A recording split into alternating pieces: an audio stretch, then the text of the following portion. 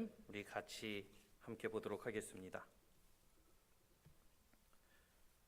로마서 1장 8절부터 17절까지 있는 말씀을 우리 같이 함께 한 목소리로 합독하며 보도록 하겠습니다.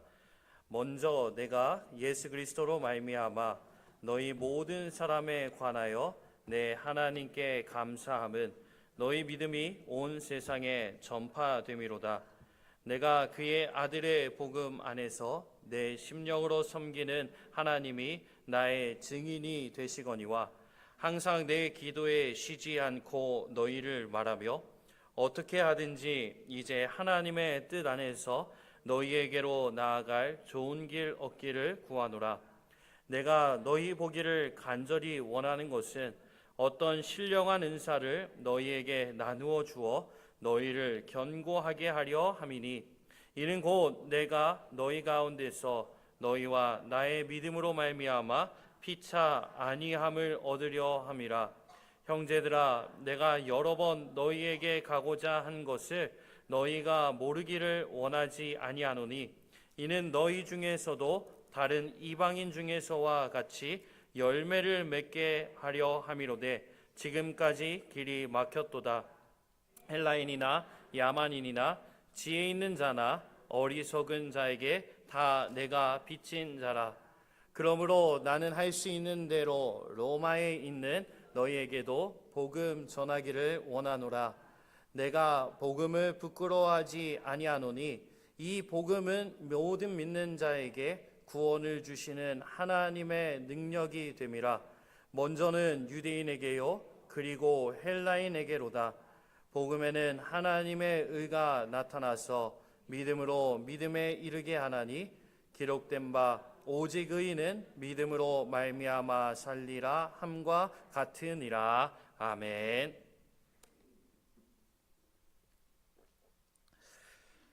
여러분, 한 가지 질문을 드리겠습니다. 여러분, 제가 누군지 아십니까? 제 이름이 뭔지 아십니까? 제 나이도 아십니까? 저희 가족의 식구가 몇 명 있는지 아십니까? 아마 여러 가지에 대해서 저에 대해서 알고 계실 겁니다. 그럼 한 가지 질문을 더 하겠습니다. 여러분, 저를 아시니까 여러분들의 가지고 있는 모든 것을 저한테 맡기실 수 있겠습니까? 아까는 안다고 질문했을 땐 네라는 대답이 빨리 나왔는데 지금은 아니오라는 대답과 네라는 대답은 전혀 안 나오네요. 여러분, 혹시 저한테 맡기시려 한다 할지라도 맡기지 마세요. 네.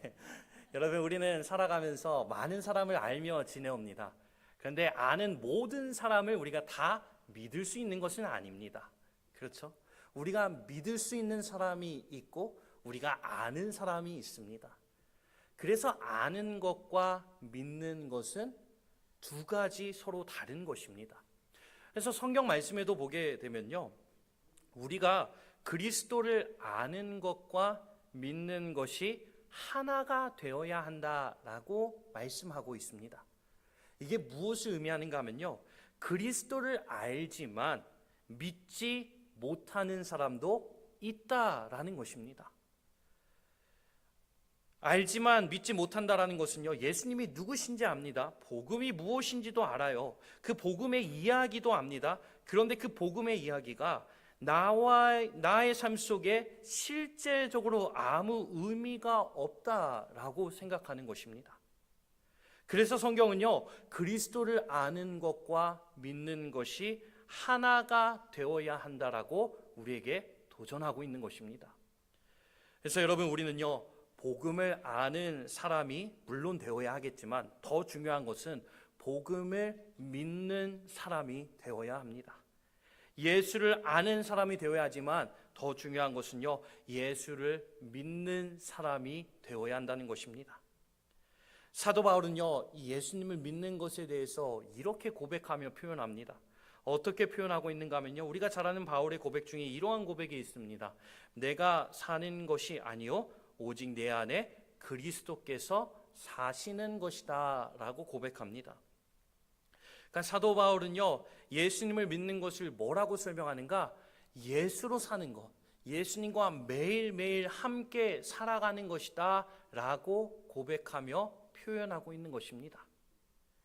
여러분 그렇습니다. 우리는 예수님을 믿는, 복음을 믿는, 예수로 충만한 사람, 날마다 예수로 살아가는 사람이 되어야 합니다. 사도 바울은 예수로 충만한 사람이었던 것입니다. 그래서 우리가 그랬다는 모습을 지난주 로마 교회에 소개하고 있는 그 말씀의 내용들을 통해 함께 살펴본 것입니다. 사도 바울이 자기 자신을 바라볼 때 예수 안에서 바라보았습니다. 내가 그리스도의 종이라고 소개하죠. 또한 로마 교회와 성도들을 바라볼 때 이방인들로 이루어진 교회, 이방인들이 많은 교회로 보지 않고 주님께서 사랑하시는 교회와 성도로 예수 안에서 교회와 공동체를 바라보았던 것입니다. 그리고 수천 년 동안, 오랜 세월 동안 약속해 주신 것이 하나의 어긋남 없이 일하시고 이루어 주신 그 그리스도 예수 안에서의 기쁨, 곧 복음을 바울은 또한 이야기하고 있는 것입니다. 그렇기 때문에 시대가 변하고 환경이 변하고 상황이 바뀌고 세상이 아무리 복잡해지고 혼란스러워져도 바울은 흔들림 없이 나아갈 수 있었던 것입니다. 왜냐? 세상은 변하지만 여전히 똑같이 역사되어지는 복음의 기쁜 소식을 믿었기 때문인 것입니다. 그래서 우리도 복음을 그냥 아는 사람이 아니라 복음을 믿는 여러분들 되시기를 주님의 이름으로 축원합니다. 예수로 충만한 사람이 되어야 하는 것입니다. 그렇다면 여러분, 누군가 여러분을 찾아와서 그러면은 당신은 복음을 믿습니까? 예수로 충만합니까? 라고 물어본다면 여러분 어떻게 대답하겠습니까? 정말 망설임 없이 네, 그렇습니다 라고 대답하기 어려울 때가 많습니다.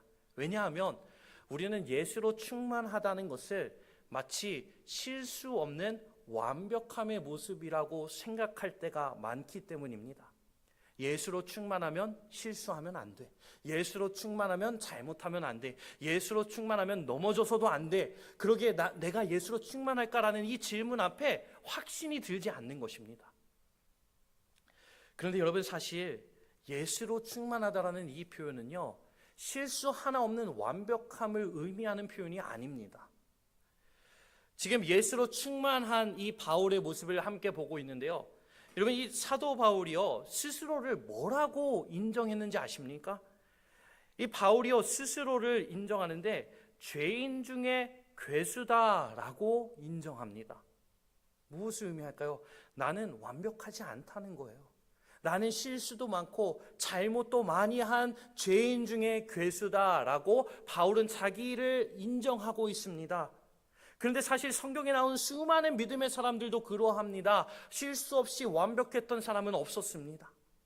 우리가 잘 아는 그 다윗도 실수하여 넘어지지 않았습니까? 잘못을 범하지 않았습니까?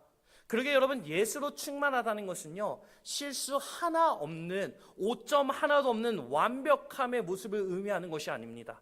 그러면 예수로 충만하다는 것은 무엇을 의미할까요? 예수로 충만하다라는 것은요, 바로 갈급해 한다라는 것입니다. 성경의 말씀에 나오는 수많은 믿음의 사람들의 이야기를 보게 되면요, 물론 실수도 합니다. 잘못도 합니다. 그런데 한 가지 공통된 모습이 있습니다. 바로 늘 갈급해함으로 주님 앞에 나아가고 있다라는 것입니다.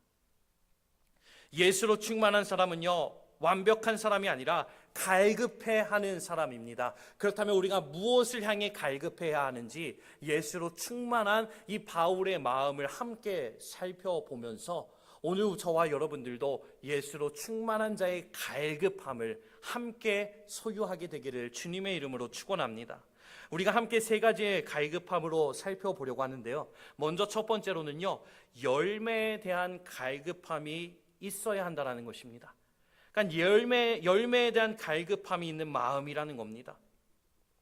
오늘 말씀해 보면 사도 바울은 로마 교회로 인해서 하나님께 감사한다라고 합니다. 그러면서 이 로마 교회와 성도들을 보고 싶다라고 이야기합니다. 근데 보고 싶어하는 이유가 무엇일까요? 11절과 12절의 말씀인데요, 여러분, 우리 읽었던 말씀 중에 11절 12절 말씀 우리 같이 한 번 더 읽어보면서 바울이 로마 교회와 성도들을 보고 싶어하는 이유가 무엇이었는지 우리 함께 생각해 보면서 이 말씀 같이 읽어보도록 하겠습니다. 내가 너희 보기를 간절히 원하는 것은 어떤 신령한 은사를 너희에게 나누어 주어 너희를 견고하게 하려 함이니 이는 곧 내가 너희 가운데서 너희와 나의 믿음으로 말미암아 피차 아니함을 얻으려 함이라. 아멘. 자, 바울이 로마 교회와 성도들을 보고 싶어하는 이유가 있습니다. 만나고 싶어하는 이유가 있습니다. 그 함께 만남으로 인해 교회가 더욱더 견고해지고, 서로가, 교회도 그렇고 그 교회를 찾아가는 바울도 그렇고, 서로가 안위함을, 즉 위로함을 얻기 원한다라고 전하고 있습니다.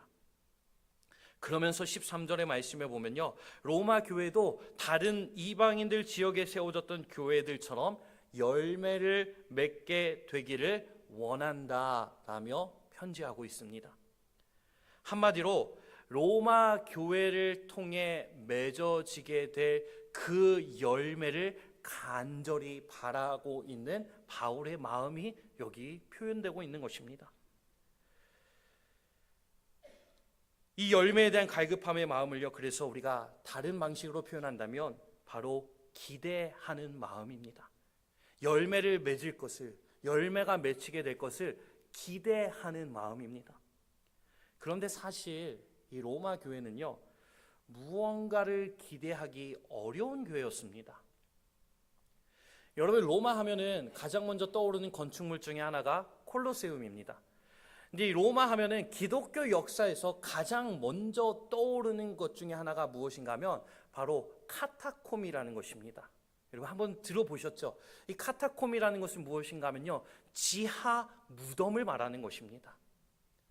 그 당시 믿음으로 살아갔던 사람들을 잡아서 처형을 합니다. 그렇게 죽은 시신을 안장하기 위해서 사람들 다 보이는 데서 장사를 지내지 못하도록 합니다. 그래서 지하 동굴에다가 이렇게 시신을 묻을 수 있는 동굴을 만들어서 그곳에 시신을 안장하도록 만들어 놓으신 것이 이 카타콤, 바로 지하 동굴 무덤이었습니다.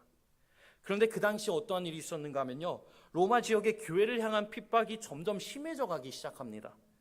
첫 번째로는 유대인들을 다 추방하였습니다. 그리고 여러 사건들로 인해서 로마 안에서 그리스도인으로 살아가는 게 참 어려워지기 시작했습니다. 그래서 숨어 지내야만 했던 것입니다. 그렇게 숨어 지냈던 곳이 어디였나? 바로 이 카타콤, 지하 무덤이었던 것입니다.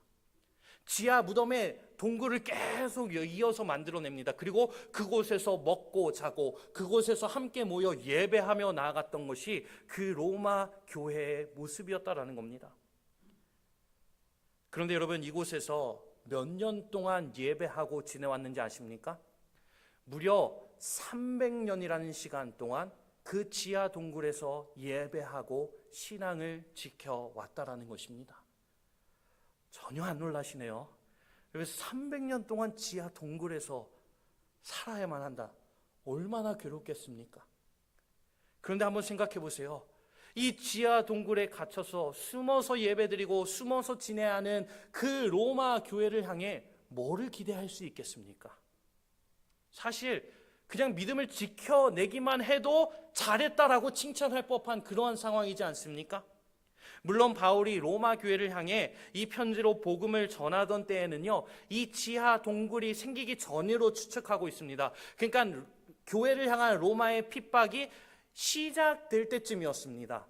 근데 어찌됐든 핍박이 있고 억압이 있기 때문에, 어려움이 찾아오기 때문에 로마 교회들의 상황이 좋지 않다라는 것은 분명한 사실이었습니다. 그 좋지 않은 상황에 있는 교회를 향해 무언가를 기대한다. 여러분, 우리의 상식으로는 말이 안 되는 표현이죠. 그런데 바울은요, 지금 그 로마 교회를 생각하며 열매를 기대하고 있다라는 것입니다. 그렇다면 바울이 어떻게 해서 이렇게 기대할 수 있게 되었던 것일까요? 여러분, 바울이 기대할 수밖에 없는 이유가 있습니다. 9절에 나오는 말씀인데요, 우리 이 9절 말씀 같이 함께 읽어보겠습니다. 내가 그의 아들의 복음 안에서 내 심령으로 섬기는 하나님이 나의 증인이 되시거니와 항상 내 기도에 쉬지 않고 너희를 말하며. 여러분, 여기 보면 마지막에 바울이 로마 교회를 위해서 기도할 때마다 쉬지 않고 기도했다라고 전하고 있습니다. 바울의 마음이요, 특별히 로마 교회를 향한 그의 마음이 열매를 바라보며 열매를 기대할 수 있게 되었던 이유는요, 바로 바울이 로마 교회를 위해 기도하는 사람이었기 때문입니다. 여러분, 사실 우리는 내일이 기대되지 않으면 살아가는 것 자체가 너무나 고달퍼지기 시작합니다. 기대할 것이 없다면 너무나 힘들어집니다. 기쁨도 잃어버립니다. 그래서 우리는요, 어떻게 해서든 좋은 쪽으로 바라보려 하고, 어떻게 해서든 좋은 생각을 가지려고 하고, 어떻게 해서든 내일을 기대해 보려고 합니다. 그런데 여러분, 그게 쉬운가요? 쉽지 않습니다. 기대해 보려고 하는데 기대가 안 돼요. 기다려지려고 소망을 해보려고 하는데 오히려 걱정과 근심이 앞설 때가 더 많이 있습니다. 그런데 여러분, 우리가 기대하려면 무엇을 해야 하는지 아십니까? 기도해야 하는 것입니다. 오늘 말씀의 바울은요, 로마 교회를 향하여 기대하고 있습니다. 로마 교회 가운데 맺혀지게 될 열매를 기대하고 있습니다. 이 기대하는 마음이 어디로부터 나왔는가? 바로 기도하는 마음으로부터 나온 것입니다. 그래서 여러분, 우리도 기대하려면 기도해야 하는 것입니다. 시편 42편의 말씀에 보면은 이 시편 기자의 상황이 굉장히 어렵고 힘든 중에 주님께 이렇게 고백하고 있는 내용을 보게 됩니다. 이 시편 기자의 상황이 얼마나 어려웠는가 하면 시편 42편 3절에 보면 이렇게 고백합니다. 그리고 이 말씀 함께 읽어보겠습니다. 사람들이 종일 내게 하는 말이 내 하나님이 어디 있느냐 하오니 내 눈물이 주야로 내 음식이 되었도다. 여러분, 여기 보세요. 내 눈물이 주야로 내 음식이 되었다라는 것입니다. 너무 서글픈 거 아닙니까? 내 음식이 될 정도로, 눈물이 내 음식이 될 정도로 눈물이 끊이지 않는 괴로움과 어려움이 가득했다라는 겁니다. 여러분, 이러한 사람이 어찌 내일을 기대할 수 있겠습니까? 어찌 내일을 소망할 수 있겠습니까? 오히려 내일이 오지 않기를 바랄 것입니다. 자, 이러한 시편 기자가 이어지는 말씀에 보면 뭐라고 고백하는지 봅시다. 이어지는 시편 42편 5절의 말씀입니다. 뭐라고 고백하는지 우리 함께 읽어보겠습니다. 내 영혼아, 어찌하여 낙심하며 어찌하여 내 속에서 불안해하는가? 너는 하나님께 소망을 두라. 그가 나타나 도우심으로 말미암아 내가 여전히 찬송하리로다. 아멘. 내일을 두려워하고 내일이 오지 않기를 바랄 수밖에 없었던 이 시편 기자가 뭐라고 이야기하는지 아십니까? 내가 여전히 주님을 찬송할 것이다 라며 기대하기 시작하는 겁니다. 하나님의 나타심으로 하나님의 도우심을 기대하기 시작하는 것입니다. 이 기대하는 마음이 어디로부터 출발되었는지 아십니까? 이 시편 42편 처음 말씀 1절의 말씀입니다. 어디로부터 시작되는지 우리 같이 읽어보겠습니다. 하나님이여, 사슴이 시냇물을 찾기에 갈급함같이 내 영혼이 주를 찾기에 갈급하니이다. 아멘. 시편 기자가 뭘 했죠? 주님을 찾는 갈급함의 자리로 나아갔다는 것입니다. 주를 찾는 갈급함으로부터 시작되어 어렵고 힘든 상황 속에서도 기대하며 소망하며 꿈꿀 수 있게 되는 소망을 노래하는 기대하는 마음으로 그 시편 기자의 마음이 변화되어지고 새로워졌다는 것을 이 시편 42편의 고백을 통해 우리가 보게 되는 것입니다. 여러분, 주를 찾으며 갈급함으로 나아가는 자는요, 반드시 기대하며 소망하며 나아가게 되는 것입니다. 왜 그런가 하면 예수가 함께 계시기 때문입니다. 예수님의 함께 계심을 알기에, 예수님의 함께 계심을 발견하기에 기대하며 소망되어지기 시작하는 것입니다. 이게 바로 예수로 충만한 자의 마음이라는 것입니다. 오늘 로마 교회를 바라보는 바울의 마음이 이러한 마음이었습니다. 로마 교회의 형편이 좋기에 기대하는 것이 아닙니다. 로마 교회의 상황이 괜찮아 보기에 열매를 기대하는 것이 아닙니다. 로마 교회 성도들이 앞으로 닥쳐오게 될 이 고난과 역경을 잘 대비하고 잘 대책을 마련해 놨기 때문에 열매를 기대하는 게 아니었습니다. 바울이 로마 교회를 바라보며 열매를 기대할 수 있었던 유일한 이유는 무엇인가 하면 바로 그 교회에 예수님이 함께하고 계심을 알았기 때문입니다. 그것을 어떻게 알게 되었죠? 기도함으로 알게 되었다라는 것입니다. 그래서 바울이 오늘 말씀 처음 8절의 말씀에 보게 되면요, 이 바울이 로마 교회를 생각하며 뭐라고 이야기하는지 아십니까? 너희 믿음이 온 세상에 전파되었다라는 것입니다. 예수님이 너희와 함께 계심을 내가 확신한다라는 것입니다. 그러면서 그 로마 교회를 위해 기도할 때마다 열매를 기대하는 마음을 품게 하신 것입니다. 그래서 예수로 충만한 사람은요, 열매를 갈급해하는 것입니다. 기대하는 마음을 가지며 나아가는 것입니다. 오늘 우리도 그러합니다. 우리에게 능력이 있기 때문에 기대하는 것이 아닙니다.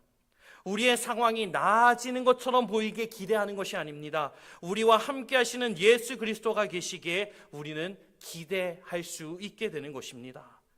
그러기에 함께 하시는 예수 그리스도를 바라보기 위해 여러분, 기도함으로 함께 깨어나시기를 주님의 이름으로 축원합니다. 기도하지 않으면 기대할 수 없습니다.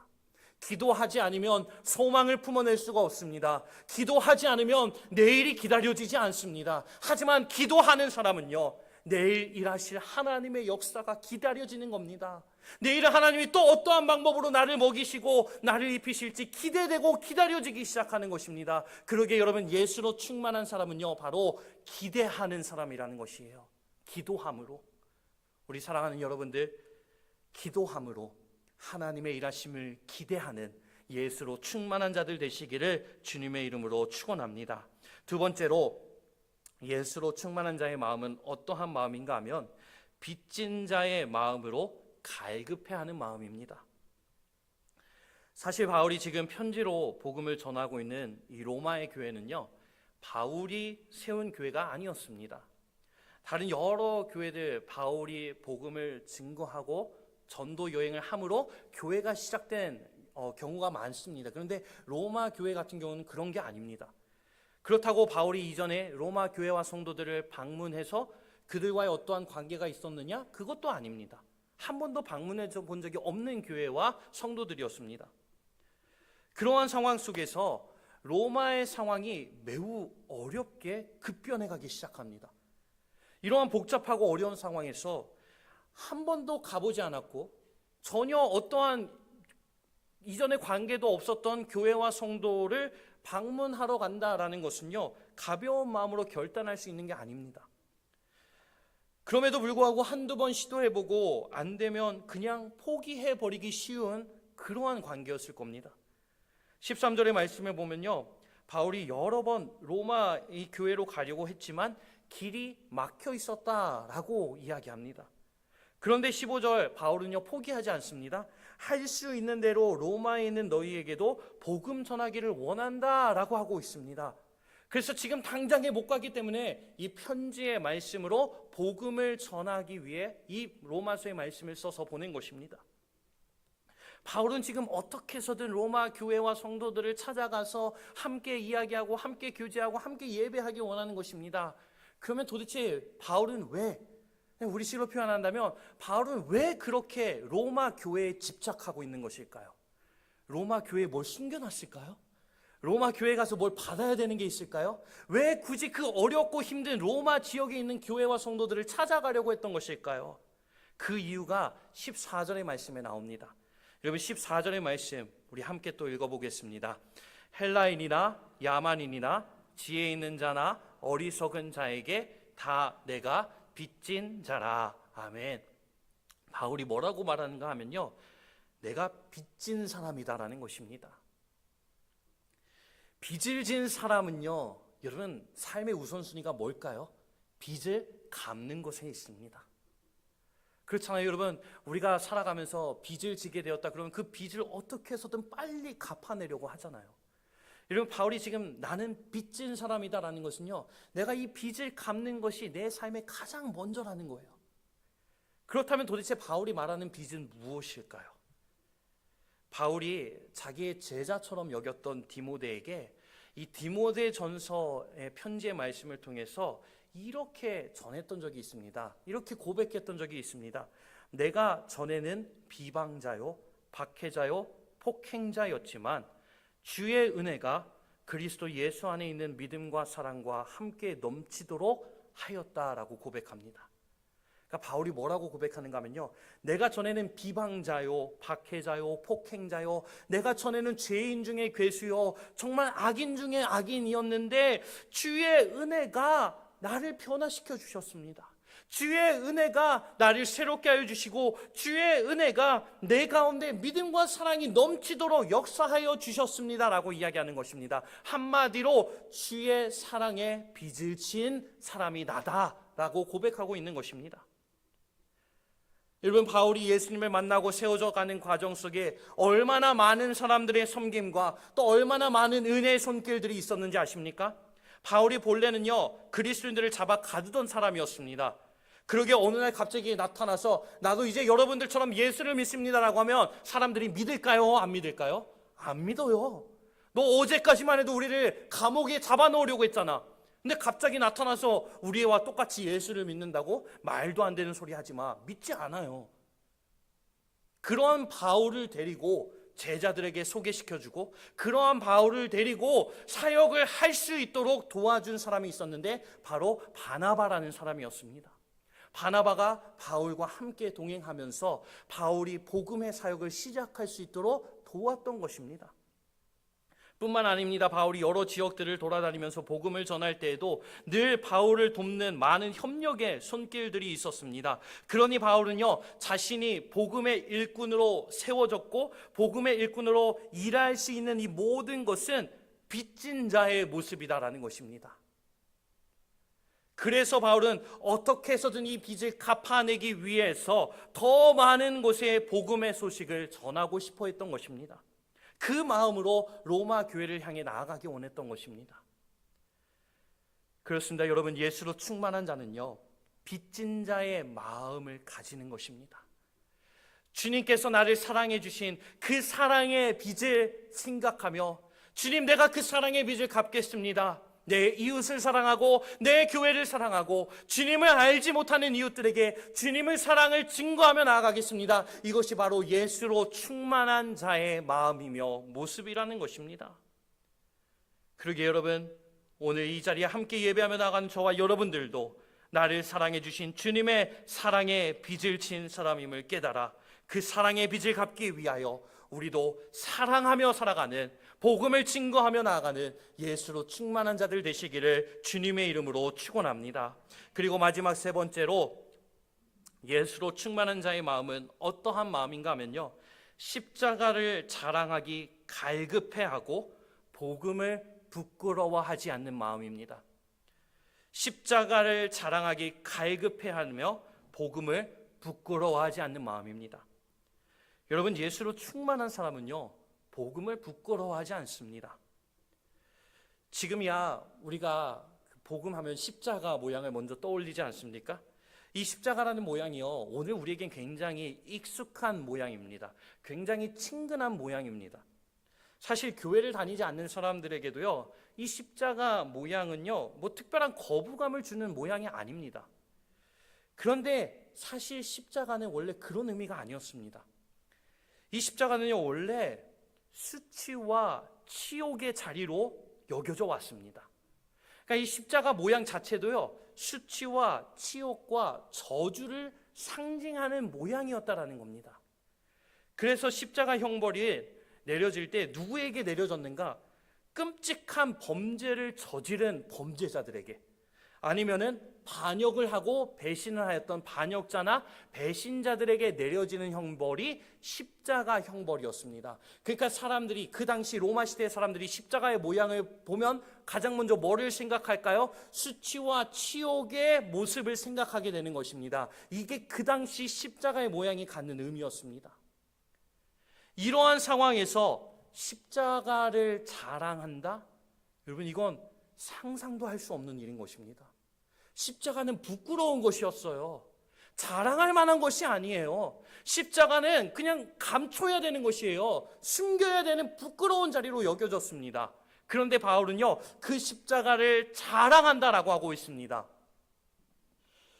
왜 그런가 하면 이 십자가의 자리가 바로 나를 위하여 수치를 당하시고 나를 위하여 모든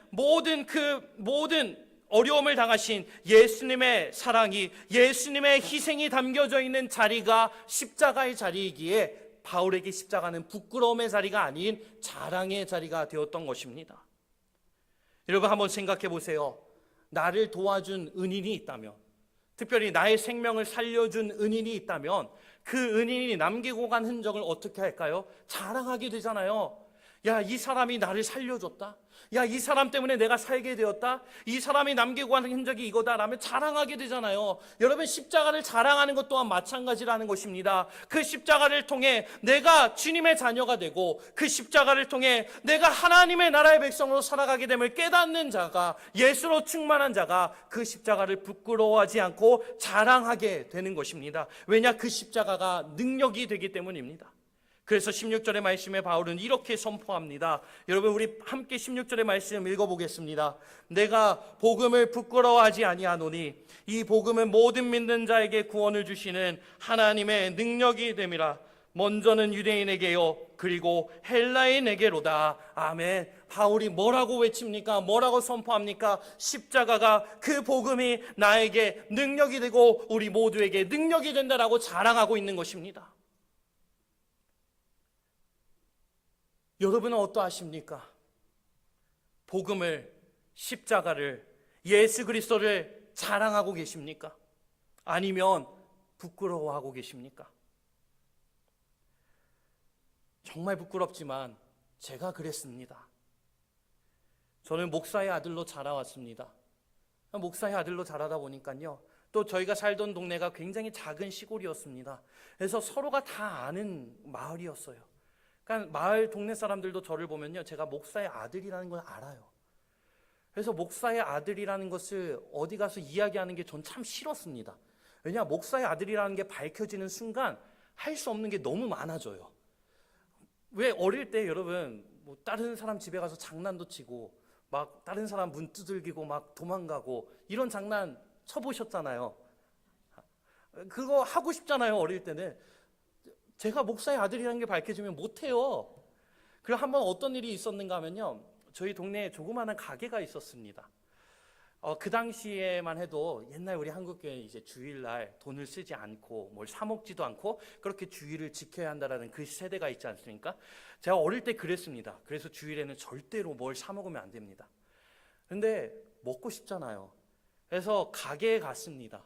몰래 들어가서 아무튼 조용히 먹고 싶은 거 사서 왔습니다.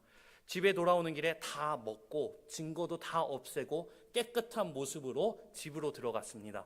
근데 딱 집에 들어가자마자 아버지가 기다리고 계시는 거예요. 어디서 뭐 하고 왔냐고 물어보는 겁니다. 어떻게 하셨지?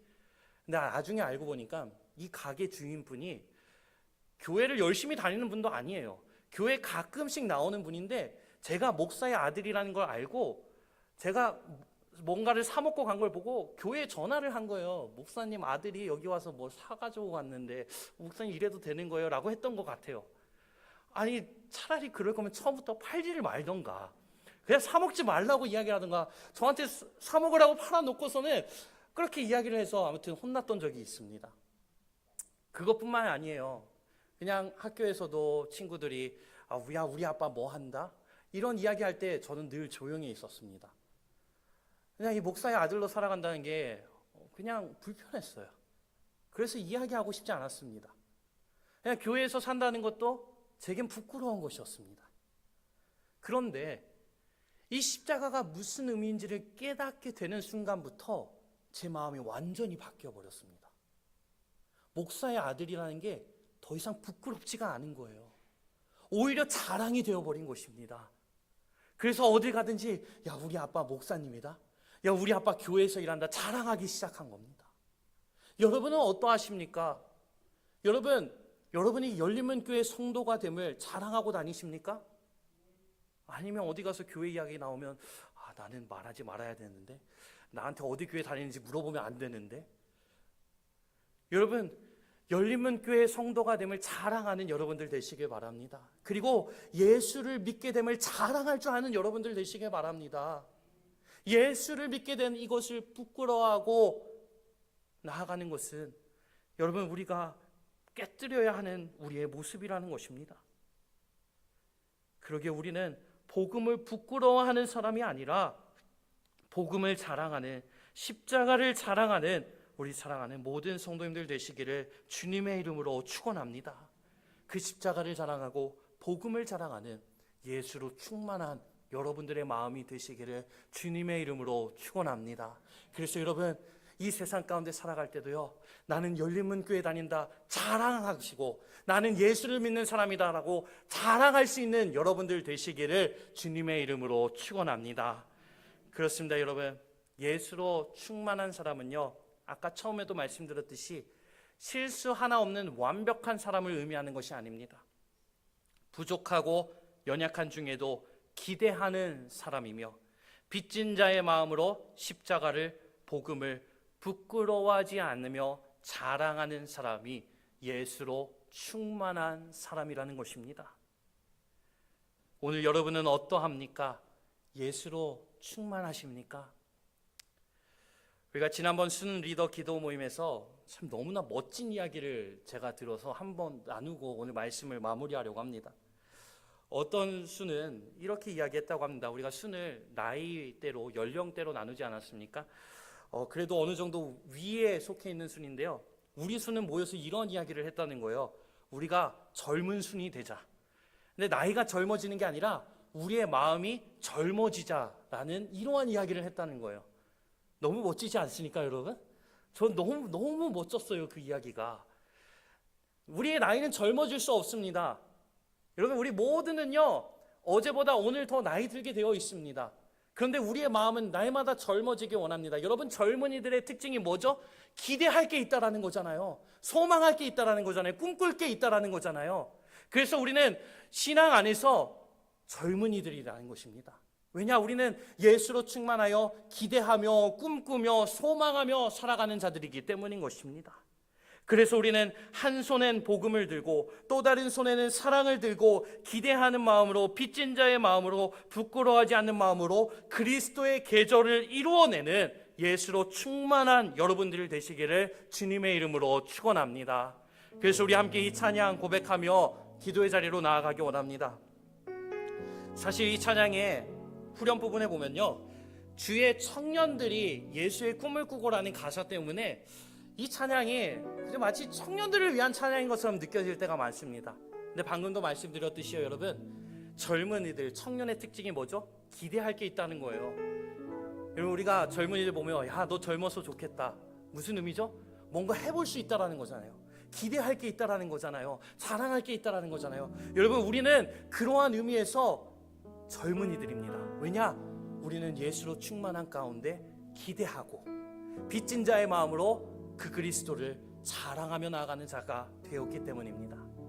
그러게 여러분, 주의 청년들이, 이 청년이 바로 내가 됨을 기억하며 우리 함께 꿈꾸고 함께 기대하고 그 함께 빚진 자의 마음으로 주님의 십자가를 자랑하며 나아가는 예수로 충만한 여러분들 되시기를 주님의 이름으로 축원합니다. 우리 함께 그러한 마음을 담아 주님 앞에 찬양하며 나아가겠습니다.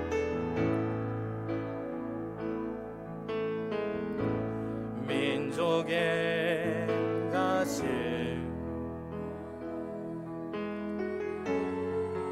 그리스도를 심어 이 땅에 푸르고 푸른 그리스도의 계절이 오게 하소서. 오게 하소서. 이 땅에 하나님의 나라가, 이 땅에 하나님의 나라가 이루어지게 하옵소서. 모든 사람의 마음과 교회와 가정에도 하나님 나라가 임하게 하여 주. 우리가 바로 주의 청년들입니다. 청년들이 예수의 꿈을 꾸고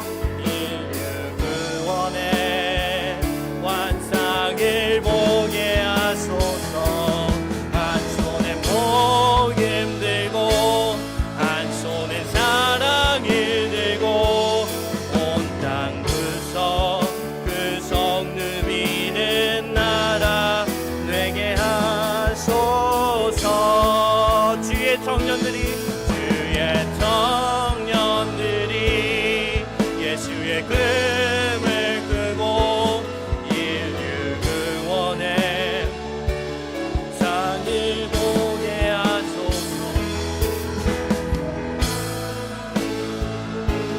한 손에 사랑을 들고 온 땅 그 성금이는 나라 되게 하소서. 우리 함께 기도하며 나아가기 원합니다. 그렇습니다. 여러분, 우리는 예수로 충만한 주의 청년들입니다. 내일을 기대하며 나아가는 자들입니다. 하나님이 맺게 주실 열매를 갈급해하는 자들입니다. 빚진 자의 마음으로 그 십자가를 자랑하고자 하는 자가 되어야 합니다. 그러기 이 시간 함께 기도하며 나갈 때 주님, 내가 예수로 충만한 자가 되기 원합니다. 한 손에 복음 들고 한 손에 사랑을 들고 그 예수의 꿈을 가지고 이 세상을 향해 달려나가는 아름다운 예수로 충만한 자가 되게 하여 달라고 우리 함께 기도하며 나아가겠습니다. 주님 감사합니다. 오늘 이 시간 아버지 예수로 충만한 그 마음을 함께 보면서 우리로 하여금 예수로 충만한 자의 마음을 품게 하시니 감사합니다. 주님, 우리가 예수로 충만한 자가 되기 원합니다. 아버지 주님과 함께 하시기에 기대하며 나아가는 자가 되기 원합니다. 빚진 자의 마음으로 주님의 십자가를 부끄러워하지 않고 자랑하며 나아가는 자가 되기 원합니다. 이 예수 그리스도로 충만한 자의 마음이 오늘 함께 예배하는 우리 모두의 마음이 되게 하여 주시옵소서. 이하여 우리가 하루하루 살아갈 때마다 주님의 일하심을 기대하며 꿈꾸며 한 손에 복음 들고 한 손에 사랑을 들고 이 세상을 향해 그리스도의 십자가를 자랑하게 되는 아름다운 예수로 충만한 모든 사람들 될 수 있도록 주님 인도하여 주시옵소서. 주님, 우리가 이 한 주를 살아갈 때 예수로 충만한 자의 마음으로 살아가기 원합니다. 주님, 기대하는 마음으로 빚진 자의 마음으로 주님의 십자가를 부끄러워하지 않고 자랑하는 이 마음으로 이 한 주를 예수로 충만한 자의 모습으로 살아가는 이 사랑하는 모든 예배자들 되도록 주님 인도하여 주시고 함께하여 주시옵소서. 주님 앞에 기도합니다. 주님 앞에 기도하며 나아가는 한 사람 한 사람의 마음이 예수로 충만한 자의 마음이 되게 하여 주시옵소서. 아버지, 정말 기대하는 마음으로 빚진 자의 마음으로 사랑하고자 하는 마음으로 주님 우리 가족 우리 소유자들 향해 달려나가는 아름다운 충만한 자가 될 수 있도록 주시옵소서.